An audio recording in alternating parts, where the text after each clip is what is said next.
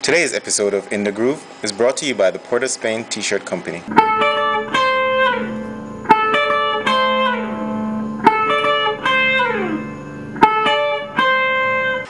Welcome to this week's episode of In the Groove. In the Groove is an interview program about independent musicians, designers, artists. Can you tell that I'm reading this? Today we're opening with CANAL. CANAL is a group that I did the head jerk video to. They're a huge underground band from Trinidad and Tobago who tours Europe, America, all over. What CANAL has got going on now is that they've uploaded an entire brand new album to the internet that you can download for free. Check them out.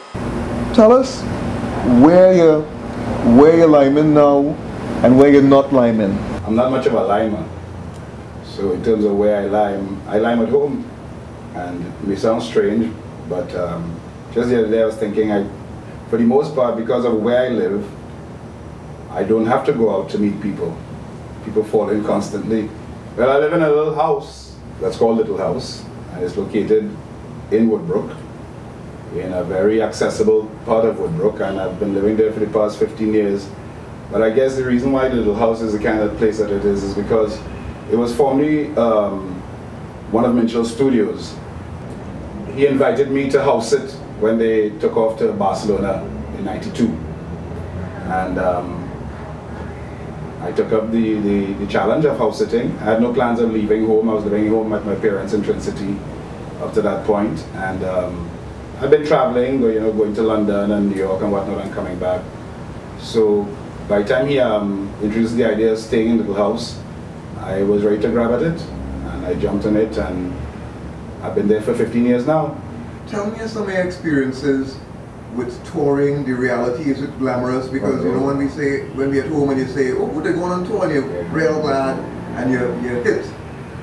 Give me some experiences. Well, you see, that's one of the first things is like getting on the soca train at that time. Most times you have a big song, so you eat a food and you go on tour.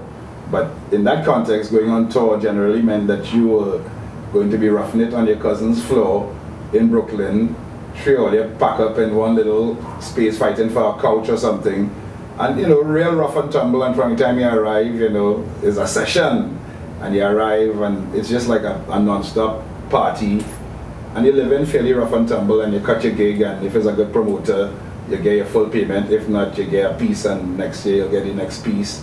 Or as in our case in Toronto, with one particular promoter, in lieu of per diems, he brought us pilau and Milo because he thought that we wanted home food, even though we just left home.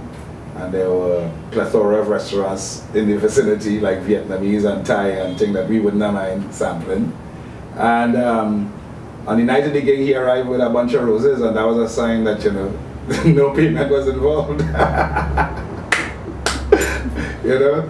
But you live through that, we've done all kinds of gigs, man. We've performed in all kinds of situations. We perform with one mic, we perform hanging off the side of a truck, hanging off the side of a railing of a building, on top of fire escape in a panyard in London, and bring the vibes.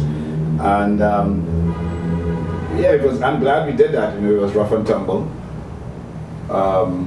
Then we decided to go after the European touring, and there are lots of little festivals and things in Europe.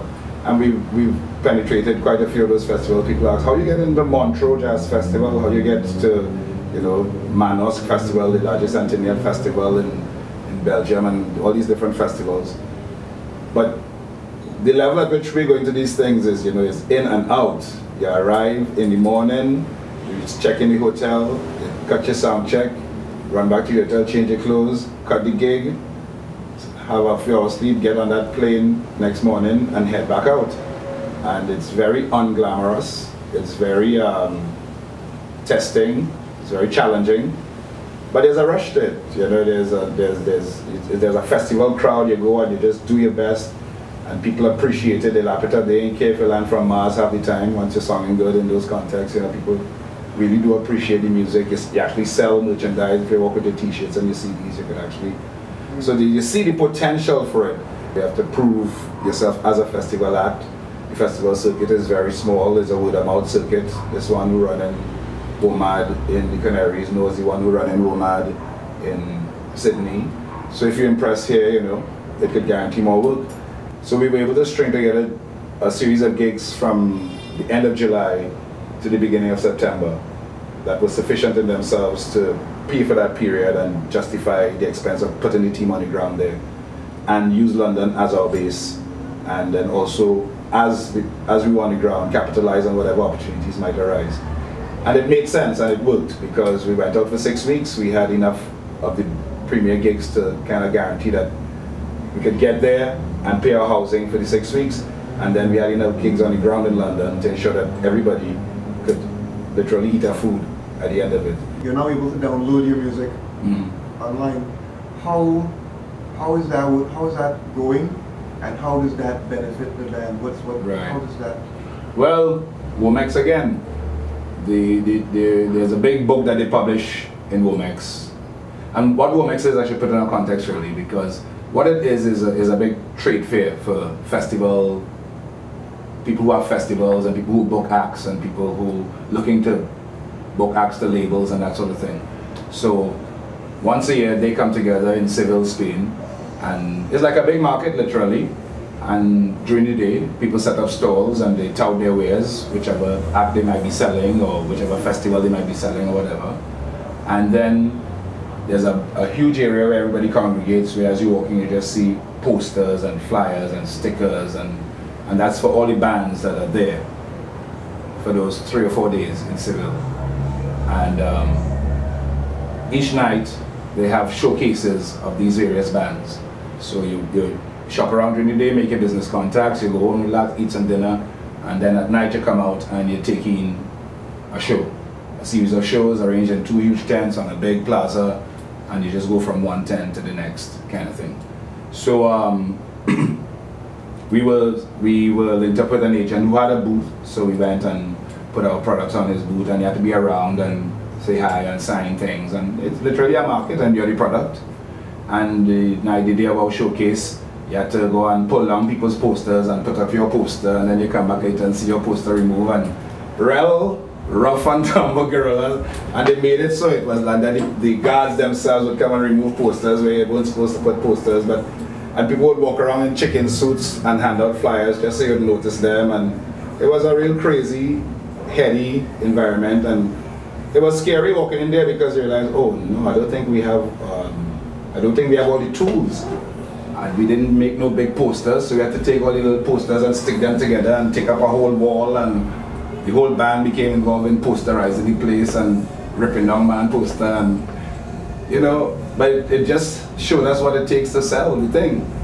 But the story was that the big talk of Womex was you have to be prepared to give away your music, and that the future of the music business was in live performance. And just around that time Madonna was flipping from her label to sign into a live touring agent thing, and just realizing that yes, it's making sense, and all the signs indicate, and the level at which we operate in, if we give away the music, we're not going to lose. We actually spreading the thing, just take the thing now, and then somebody will see it and hear it somewhere and get in contact with you and true to form.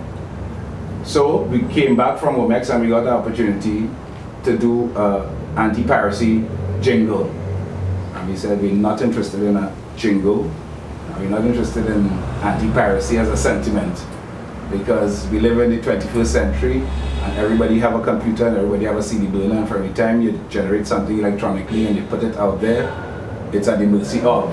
So you have to see things differently, you know. So we were prepared to see things differently, and we introduced to them the concept that we had picked up at Womex. Let's give it away.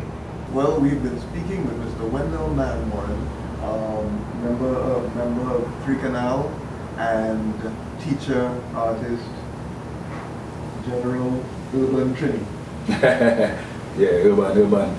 Although I love in the country more and more as I get a little older.